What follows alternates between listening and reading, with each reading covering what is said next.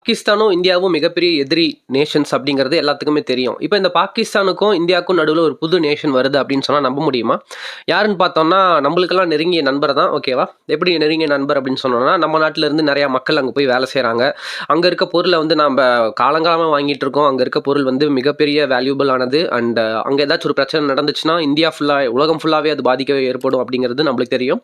அது எந்த நாடு அப்படிங்கிறது பார்த்தோம்னா சவுதி அரேபியா. எதுக்காக இந்த சவுதி அரேபியா இந்த பாகிஸ்தான் கூட ஒரு டிஃபென்ஸ் டீலை வந்து சைன் பண்ணியிருக்காங்க. சாதாரண டிஃபென்ஸ் டீலும் இல்லை. எப்படியோ நம்ம சாதாரண டிஃபென்ஸ் டீல்னா என்ன நினைப்போம்? ஒரு துப்பாக்கி கொடுக்கறது, மாற்றுறது, இல்லை நேஷனல் செக்யூரிட்டி கன்சர்னுக்கு தேவையான ஏதாச்சும் ஒரு மிசைல்ஸை வந்து கொடுக்கறது, வாங்குறது, இம்போர்ட் எக்ஸ்போர்ட் இந்த மாதிரி நினைப்போம். ஸோ இந்த டீலுங்கிறது சாதாரண டீல் இல்லை. லைக் டிரான்ஸ்போர்ட்டேஷன் டீலோ இல்லை இந்த வெப்பன்ஸ் ட்ரேட் டீலோ அதெல்லாம் கிடையாது. இது அதுக்கும் மேலே. லைக் நேட்டோ நம்மளுக்கு தெரியும்ல. நேட்டோ வந்து எதுக்காக பேசிக்காக போடப்பட்டுச்சு? ரஷ்யாவோட இன்ஃப்ளூயன்ஸை வந்து யூரோப்பியன் ஏரியாஸில் கண்ட்ரோல் பண்ணுறக்காகவும் அமெரிக்கா வந்து இந்த நேட்டோங்கிறத வந்து கிரியேட் பண்ணாங்க. அது எல்லாத்துக்குமே தெரியும். லைக் நேட்டோ வந்து இஸ் அ கேபிட்டலிஸ்ட் கண்ட்ரி. ஓகேவா? Group of capitalist countries like யூரோப்பில் இருக்கக்கூடிய UK, France, Germany, Poland, Switzerland இந்த மாதிரி இருக்க எல்லா நேஷனும், டர்க்கி எல்லாருமே சேர்ந்து ஒன்றா இருக்கிறது. அதுக்கு தலைவன் வந்து நம்ம அமெரிக்கா அப்படிங்கிறது தெரியும்.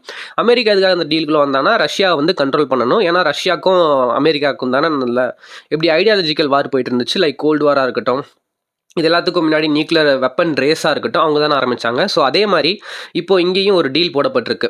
ஓகேவா? நேட்டோ டீலில் என்ன சொல்ல வருது? இப்போ எதுக்காக வந்து உக்ரைன் வந்து நேட்டோக்குள்ளே ஜாயின் பண்ணணும்னு துடிக்கிறாங்க? அதே மாதிரி தான் இந்த இடத்துல பாகிஸ்தானும் சவுதி அரேபியா ஒரு டிஃபென்ஸ் டீலை வந்து சைன் பண்ணியிருக்காங்க. இந்த டீலோட மேஜரான ஒரு கன்சர்ன் என்ன? இந்தியாவை பொறுத்த வரைக்கும், இஸ்ரேலை பொறுத்த வரைக்கும், மற்ற நாடுகளை பொறுத்த வரைக்கும் அப்படிங்கிறத இந்த வீடியோவில் பார்க்கலாம். So let's get into the video guys. Saudi Arabia எதுக்காக பாகிஸ்தான் கூட ஒரு டிஃபென்ஸ் டீலை வந்து சைன் பண்ணியிருக்காங்க? அந்த டிஃபென்ஸ் டீலோட பேர் என்ன? அந்த டிஃபென்ஸ் டீலுக்கான முக்கிய காரணங்கள் என்ன அப்படிங்கிறத பார்க்க போகிறோம். ஓகேவா? லைக் ஃபர்ஸ்டே சொன்ன மாதிரி இது வந்து சாதாரண வெப்பன் ட்ரேட் டீலோ இல்லை ஏதாச்சும் நேஷனல் செக்யூரிட்டிக்கு ஏதாச்சும் ஹெல்ப் பண்ணுறதோ அந்த மாதிரி இல்லை. இது மோர் தென் தட். அப்படி என்ன அப்படிங்கிறது பார்த்தோம்னா லைக் இப்போ பாகிஸ்தானை வந்து இந்தியா அட்டாக் பண்ணாங்கன்னா சவுதி அரேபியா பாகிஸ்தானுக்கு சப்போர்ட்டாக வருவாங்க, கூட சேர்ந்து அட்டாக் பண்ணுவாங்க அப்படிங்கிறது தான் இந்த டீலோட மேஜரான ஒரு டெஃபினேஷன். ஓகேவா? இந்த அக்ரிமெண்ட். ஓகேவா? ஸோ இப்போ வச்சுக்கோங்களேன், ஏதாச்சும் ஒரு நேஷன் மேலே அட்டாக் நடந்தா, இப்போ சவுதி அரேபியா மேலே இஸ்ரேல் வந்து சப்போஸ் அட்டாக் பண்ணுறாங்க அப்படின்னு வச்சுக்கிட்டோம்னா, இப்போ பாகிஸ்தானும் வந்து போய் சப்போர்ட் பண்ணணும். Not just a military. ஓகேவா? அங்கே இருந்தக்கூடிய எதாக இருக்கட்டும், வெப்பன்ஸாக இருக்கட்டும், மிலிட்ரி பர்சனல்ஸாக இருக்கட்டும், அதுக்கப்புறம் நியூக்ளியர் வெப்பனாக இருக்கட்டும், இது எல்லாத்தையும் கொடுத்து உதவுறது. லைக் டோட்டலாக என்னோட நாட்டுக்கு ஒரு சண்டை வந்தால் எப்படி நான் சண்டை போடுவேனோ அதே மாதிரி நீ அவனோட நாட்டுக்கு சண்டை போர் நடந்துச்சுன்னா, அவன நாட்டை யாராச்சும் அடிச்சாங்கன்னா அதுக்காகவும் நாமளே போய் சண்டை போடணும். எந்த அளவுக்குன்னா நம்ம நாட்டு மேலே சண்டை போட்டால் எவ்வளோ இருக்குமோ, எவ்வளோ தாக்குதல் நம்ம பண்ணுவோமோ, திருப்பி அடிப்போமோ அதே மாதிரி தான் நம்ம பண்ணுவோம் அப்படிங்கிறது இந்த டீலோட ஒரு டெஃபினிஷன். ஓகேவா? Full definition. லைக் நேட்டோட ஆர்டிகல் 5 என்ன சொல்லுது? The attack on one nation is consider as attack on other nation. எல்லா நேஷனும் சேர்ந்து கவுண்டர் ஸ்ட்ரைக் பண்ணுவாங்க அப்படிங்கிறது சொல்ல வருது இல்லை. அதே மாதிரி தான் இந்த இடத்துல strategic mutual defence agreement SMDA அப்படிங்கிறது சைன் பண்ணியிருக்காங்க. சவுதி அரேபியாவோட பிரின்ஸான முகமது பின் சல்மான் அப்படிங்கிறவரும், நம்ம பாகிஸ்தானுடைய பிரைம் மினிஸ்டரும், அதுக்கப்புறம் ஆசிம் முனீர் இவங்க எல்லாருமே சேர்ந்து சைன் பண்ணியிருக்காங்க. ஷெபாஸ் ஷெரீஃப், ஆசிம் முனீர் இவங்க எல்லாருமே சேர்ந்து சைன் பண்ணியிருக்காங்க. ஸோ இந்த டீலை பொறுத்த வரைக்கும் இந்தியாவோட மிகப்பெரிய கன்சர்ன் என்ன அப்படிங்கிறத பார்த்தோம்னா, நம்ம வந்து சவுதி அரேபியா கூட காலங்காலமாக வந்து ஃப்ரெண்ட்லியாக தான் இருக்கோம். ஓகேவா? ஏன்னா சவுதி அரேபியா வந்து மிகப்பெரிய கஸ்டமர் வந்து இந்தியா தான். ஏன்னா எல்லாரும் யோசிச்சு பாருங்க, 1.4 பில்லியன் பீப்புள் இருக்கும்போது அந்த இடத்துல எவ்வளோ ஆட்டோமொபைல்ஸ் இருக்கும், எவ்வளோ ஆயிலுக்கான தேவைகள் இருக்கும். நம்ம நாட்டுக்கே தெரியும். எல்லாருமே பேசுகிற மாதிரி ரிலையன்ஸ் ரெஃபைனரியாக இருக்கட்டும், நயாரா ரெஃபைனரியாக இருக்கட்டும், one of the world's biggest refinery நம்ம கிட்ட தான் இருக்குது அப்படிங்கிறதும் நம்மளுக்கு தெரியும். ஸோ அதனால் நம்ம ஆயில் வாங்குறது வந்து மிகப்பெரிய விஷயம். ஆயில் மட்டும் வாங்குறோமா அப்படிங்கிறது இல்லை. இங்கேருந்து நிறையா கேரளா பீப்புள்ஸாக இருக்கட்டும், தமிழ் பீப்புள்ஸாக இருக்கட்டும், ஆந்திரா பீப்புள்ஸாக இருக்கட்டும், எல்லாருமே போய் வேலை செய்கிறாங்க. பேசிக்காக இந்தியாவில் இருக்கக்கூடிய எல்லாருமே வந்து UAE இருக்கட்டும், கத்தாராக இருக்கட்டும், சவுதி அரேபியாவாக இருக்கட்டும், அந்த மாதிரி எல்லா மிடில் ஈஸ்ட் கண்ட்ரீஸ்லையும் போய் எல்லாருமே வந்து வேலை செய்கிறாங்க அப்படிங்கிறது தெரியும். லைக் ஹியூஜ் ஆஃப் பாப்புலேஷன், நம்மளோட ஹியூஜ் பாப்புலேஷனும் அங்கே வந்து வேலை செய்கிறாங்க அப்படிங்கிறது தெரியும். லைக் சொல்லப்போனால் நம்ம நாட்டில் தான் வந்து ஆக்சுவலி இந்தியா தான் வந்து நான் வந்து எந்த ஒரு ரிலீஜியஸ் டர்மையும் நான் மென்ஷன் பண்ண விரும்பல. லைக் செகண்ட் மோஸ்ட் பாப்புலஸ் முஸ்லீம் கண்ட்ரி அப்படிங்கிறது வந்து இந்தியா தான். But it is a secular nation. ஓகேவா? அதை பொறுத்த வரைக்கும் பார்த்தோம்னா நம்மளுக்கு சவுதி அரேபியா கூட மிகப்பெரிய டைஸ் இருக்கும். ஏன்னா இங்கே இருக்கக்கூடிய முஸ்லீம் பாப்புலேஷனும் சரி, முஸ்லீம் லீடர்ஸும் சரி, சவுதி அரேபியா கூட நல்ல கான்டாக்டில் இருப்பாங்க. ஏன்னா சவுதி அரேபியா இஸ்லாமிக் நேஷன் அப்படிங்கிறது தெரியும்ல. அதனால வந்து அவ்வளோ அளவுக்கு நம்மளுக்கு ஒரு கல்ச்சரல் டைஸும் இருக்குது அப்படிங்கிறது சொல்ல வரேன். நான் ஒரு ரிலீஜியஸாக நான் ஒன்றும் பேசுகிறேன் அப்படின்னு நினச்சிக்காதீங்க. ஒரு கல்ச்சரலாக நம்மளுக்குள்ள எவ்வளோ பெரிய ஒற்றுமைகள் இருக்குது. இதையும் தாண்டி சவுதி அரேபியா இந்த டீல் வந்து பாகிஸ்தான் கூட போட்டிருக்காங்க அப்படின்னா அதுக்கு என்ன காரணங்கள் இருக்கலாம் அப்படிங்கிறத நம்ம இன்னைக்கு பார்க்க போகிறோம். ஓகேவா?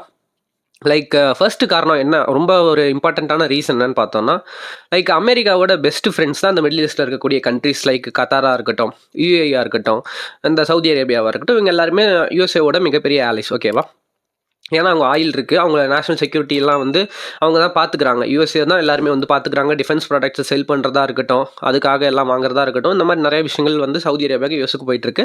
பட் யூஎஸை பொறுத்த வரைக்கும் நியூக்ளியர் வெப்பன்ஸை வந்து இன்னும் அதிகமாக வேறு யாருமே வந்து வச்சுக்கூடாது அப்படிங்கிறது இருக்காங்க. Like they are eagerly urging the every other nation to become denuclearised weapon, denuclearised state ஆயிருங்க அப்படிங்கிற மாதிரி சொல்லிட்டு இருக்காங்க. நாம கூட பார்த்தோம்ல, நார்த் கொரியாவை வந்து அர்ஜ் பண்ணி டீநியூக்ளியரைசேஷன் பண்ணுங்க அப்படின்னு சொல்கிறதா இருக்கட்டும், ரஷ்யாவை வந்து டீநியூக்ளியரைசேஷன் பண்ணுங்க அப்படின்னு சொல்கிறதா இருக்கட்டும், சைனாவை சொல்கிறதா இருக்கட்டும், இந்த மாதிரி எல்லாத்தையும் வந்து டீநியூக்ளியரைசேஷனுக்காக அர்ஜ் பண்ணிட்டு இருக்காங்க. பட் இஸ்ரேல்கிட்ட வந்து நியூக்ளியர் வெப்பன் ஸ்டேட். ஓகேவா? இஸ்ரேலை பொறுத்த வரைக்கும் இஸ்ரேல் வந்து அங்கே நிறைய கண்ட்ரிஸ் கூட வந்து இப்போதைக்கு போரில் இருக்காங்க. லைக் காசாவாக இருக்கட்டும், ஜோர்டனாக இருக்கட்டும், இப்போ கத்தார் மேலே ரீசெண்டாக ஸ்ட்ரைக் பண்ணதாக இருக்கட்டும், இது எல்லாத்தையும் பொறுத்த வரைக்கும் மிடில் ஈஸ்ட்டில் மிகப்பெரிய கன்சர்ன்ஸ் ஏற்படுத்திருக்கு. இதனால் அவங்கக்கிட்ட வந்து நியூக்ளியர் வெப்பன் இருக்கும்போது நம்மக்கிட்ட இல்லையே அப்படிங்கிறது தான் மிகப்பெரிய கன்சர்னாக இருக்குது. ஏன்னா சவுதி அரேபியா வந்து அங்கே இருக்கிறதுலே பிக்கஸ்ட் லேண்ட்மாஸ் கண்ட்ரி. அது மட்டும் இல்லாமல் ஒன் ஆஃப் த மோஸ்ட் எப்படி சொல்கிறது, most contributed to the GDP. ஓகேவா? மிடில் ஈஸ்ட்லேயே பொறுத்த வரைக்கும் biggest state in terms of லேண்டாக இருக்கட்டும், இன் டர்ம்ஸ் ஆஃப் ஜிடிபியாக இருக்கட்டும், it's one of the biggest nation in Middle East. ஓகேவா?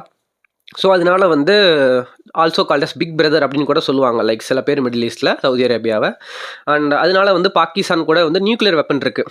ஓகேவா? பாகிஸ்தானோட நியூக்ளியர் வெப்பன் இந்த மாதிரி ஒரு டீல் சைன் பண்ணிட்டாங்கன்னா யூஸ் பண்ணிக்கலாம்ல அப்படிங்கிறது தான் பேசிக்கான ஒரு அம்பர்லாக்குள்ளே வரும். ஓகேவா? நியூக்ளியர் அம்பர்லா அப்படிங்கிற மாதிரி சொல்லக்கூடிய அந்த கொடைக்குள்ளே வரும்னு வச்சுக்கோங்களேன். இந்த டீலுங்கிற ஒரு கொடைக்குள்ளே இந்த விஷயங்கள்லாம் அடங்கும் அப்படிங்கிறது வச்சுக்கலாம். லைக் பாகிஸ்தான் கிட்ட நியூக்ளியர் வெப்பன் தான் வாங்க முடியுமே தவிர, பாகிஸ்தான் வந்து நிறையா திரும்பி வாங்க முடியும். யோசிச்சு பாருங்கள், பாகிஸ்தான் வந்து one of the poorest nation. இதை நான் சொல்லலை, ஏன்னா அங்கே இருக்கக்கூடிய ஆர்மி சீஃபே வந்து சொல்லியிருக்காரு, டம்ப் ட்ரக், நாங்கள் வந்து ஒரு டம்ப் ட்ரக், ஒரு குப்பை வண்டி மாதிரி அப்படிங்கிற மாதிரி சொல்லியிருந்தாரு. ஓகேவா? அதுலேயே தெரியுது அவங்களோட ஃபினான்ஷியல் ஸ்டேட்டஸ் வந்து எவ்வளோ மோசமாக இருக்குது அந்த கண்ட்ரியை பொறுத்த வரைக்கும் அப்படிங்கிறது. ஸோ அதனால வந்து நம்மளுக்கு தெரியும் Saudi Arabia is one of the richest இந்த மிடில் ஈஸ்ட் அண்ட் ஆல்சோ இந்த வேர்ல்டு. ஓகேவா? ஏன்னா அங்கே க்ரௌன் பிரின்ஸ் இருக்காரு, முகமது பின் சல்மான், ஆல்ரெடி சொன்ன மாதிரி.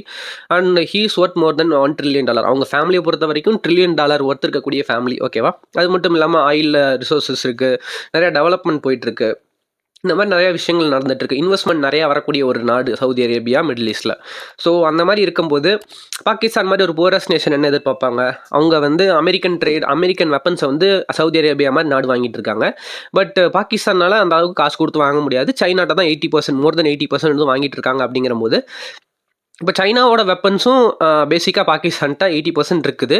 இப்போ சவுதி அரேபியா கிட்ட வந்து இந்த மாதிரி பேக்ட் போடும்போது, டிஃபென்ஸ் பேக்ட் போடும்போது அவங்களுக்குள்ள பாகிஸ்தான் நியூக்ளியர் வெப்பன் கொடுக்குறான், நீ எனக்கு வந்து ஃபண்டு கொடு, எனக்கு மணி இல்லை, மணி கொடு அப்படிங்கிற மாதிரி பாகிஸ்தான் கேட்கும்போது சவுதி அரேபியா கொடுக்க முடியும். ஏன்னா கொடுக்க முடியாதுன்னு சொல்ல முடியாது, ஏன்னா நியூக்ளியர் வெப்பன் தேவைப்படுது. ஒன் ஆஃப் த இஸ்லாமிக் நேஷனில் இருக்கக்கூடிய நியூக்ளியர் வெப்பன் வந்து பாகிஸ்தான்கிட்ட தான் இருக்குது. அதுதான் அவங்களோட மிகப்பெரிய ப்ளஸ், அதுதான் ஒன் அண்ட் ஒன்லி ப்ளஸ்ன்னு கூட வச்சுக்கலாமே பாகிஸ்தானை பொறுத்த வரைக்கும். பட் சவுதி அரேபியாவை பொறுத்த வரைக்கும் நம்மளுக்கே தெரியும், மணி இன்ஃப்ளோ ஆகிட்டு இருக்கும், ஃபண்டுக்கு பிரச்சனையே இல்லை. அப்புறம் அமெரிக்காவோட பிக்கஸ்ட் ஆலை அமெரிக்கா, ஆனால் பாகிஸ்தான் இப்போ அமெரிக்காவோட பிக்கஸ்ட் ஆலை. அதுக்கப்புறம் வந்து அமெரிக்கன் வெப்பன்ஸும் வந்து இப்போ பாகிஸ்தானுக்கு நேராக கையில் போகிறதுக்கு வாய்ப்பு இருக்குது. ஸோ இந்த மாதிரி நிறைய விஷயங்கள் வந்து போயிட்டுருக்கு. லைக் இதில் இந்தியாவோட கன்சர்ன்னா, இஸ்ரேலோட கன்சர்ன் என்னவாக இருக்குன்னா, ஆல்ரெடி இஸ்ரேலை பொறுத்த வரைக்கும் பெரிய கன்சர்ன் இருக்காது. ஏன்னா இஸ்ரேலை பொறுத்த வரைக்கும் 10ஓட 11 ஒரு எதிரி வரான் அப்படிங்கிற மாதிரி தான் இருக்கும். ஆனால் அந்த எதிரி கிட்ட நியூக்ளியர் வெப்பன் இருக்கிறது அப்படிங்கிறது மட்டும்தான் இஸ்ரேலோட மிகப்பெரிய கன்சர்னாக இருக்கும். ஏன்னா பாகிஸ்தான் ஆல்ரெடி வந்து நிறையா ஃபோரமில் வந்து இஸ்ரேலை வந்து எதிர்த்து இஸ்ரேலுக்கு அகெயின்ஸ்டாக பேசியிருக்காங்க. ஓகேவா? இந்த ஃப்ரீ 2 ஸ்டேட் சொல்யூஷனுக்கு கூட வந்து சப்போர்ட் பண்ணி பேசியிருந்தாங்க. இந்த மாதிரி விஷயங்கள் நம்மளுக்கு தெரியும் யூஎன் ஜெனரல் அசம்பிளியில். ஸோ அதுவாக இருக்கட்டும். பட் இந்தியாவை பொறுத்த வரைக்கும் இந்த மாதிரி ஒரு நியூட்ரல் ஸ்டாண்டில் இந்தியா இருக்கும்போது, இந்தியா வந்து எந்த சைடும் சாயாமல் தன்னோட நேஷனல் செக்யூரிட்டி கன்சர்ன்ஸை மட்டுமே இந்தியாங்கிற ஒரு ஸ்டேட் வந்து, இந்தியாங்கிற ஒரு கண்ட்ரி வந்து யோசிச்சுட்டு இருக்கும்போது, சவுதி அரேபியாங்கிறது one of the biggest ally for India. அந்த மாதிரி கண்ட்ரி வந்து இப்போ நம்மளுக்கு அகெயின்ஸ்டாக இருக்கக்கூடிய ஒரு கண்ட்ரி கூட வந்து ஜாயின் பண்ணி ஒரு டிஃபென்ஸ் பேக்ட் போடும்போது இந்தியாவோட கன்சர்ன்ஸ் கொஞ்சம் அதிகமாக இருக்கும் மற்ற நாடுகளை விட. ஏன்னு பார்த்தோம்னா, பாகிஸ்தான் வந்து எப்படியோ வந்து அட்டாக் பண்ணிகிட்டே தான் இருப்பாங்க. ஜம்மு அண்ட் காஷ்மீர் ஒரு டிஸ்பியூட்டட் ஏரியா, இதில் வந்து சப்போர்ட் பண்ணுறக்கும் வாய்ப்பு இருக்குது. ஸோ இந்த மாதிரி நிறையா டிஸ்பியூட்ஸ் இருக்குது. சவுதி அரேபியாவும் நம்மளும் ஒரு பிக்கஸ்ட் பார்ட்னர்ஸ், ட்ரேடிங் பார்ட்னர்ஸ். ஓகேவா? ஸோ இந்த மாதிரி விஷயங்கள்லாம் இருக்குது. இதெல்லாம் தாண்டியும் சவுதி அரேபியா வந்து இந்த டீலுக்குள்ளே போயிருக்காங்கன்னா அவங்களுக்கு எந்த அளவுக்கு அந்த ஜியோபாலிட்டிக்கலி அந்த இடம் வந்து கன்சர்னாக இருக்கும் இஸ்ரேல் இருக்கனால அப்படிங்கிறது தெரிய வருது. ஸோ இதை பற்றி இந்தியாவோட மினிஸ்டர் ஆஃப் எக்ஸ்டர்னல் அஃபேர்ஸ்லேருந்து என்ன ஒரு ஸ்டேட்மெண்ட் கொடுத்துருக்காங்கன்னா, நாங்கள் இந்த இம்ப்ளிகேஷனை பற்றி இவங்க 2 நாடுமே கொஞ்ச நாளாகவே வந்து இந்த மாதிரி டீல் போடணும்னு காத்துட்டு இருந்தாங்க. ஸோ அதை வந்து அவங்க போட்டுட்டாங்க. ஸோ இந்தியா வந்து இதனால வரக்கூடிய இம்ப்ளிகேஷன்ஸ் என்ன, இதோட கன்சர்ன்ஸ் என்னவா இருக்குங்கிறத நாங்கள் ஸ்டடி பண்ணிட்டு இருக்கோம் அப்படிங்கிற மாதிரி சொல்லியிருக்காங்க. ஸோ இதுதான் வந்து பேசிக்காக இந்தியாவோட கன்சர்ன். ஓகேவா? ஸோ இதை பற்றி நீங்கள் என்ன நினைக்கிறீங்க? பாகிஸ்தான் கூட சவுதி அரேபியா டீல் போட்டதை பற்றி அப்படிங்கிறத நீங்கள் என்ன நினைக்கிறீங்க? உங்களோட கன்சர்ன் என்னவா இருக்கும்? உங்களுடைய கமெண்ட் என்னங்கிறத நீங்கள் கீழே கமெண்ட் பண்ணுங்கள். அண்ட் மறக்காமல் லைக் பண்ணுங்கள், ஷேர் பண்ணுங்கள், சப்ஸ்கிரைப் பண்ணுங்கள். Bye guys. ありがとうございました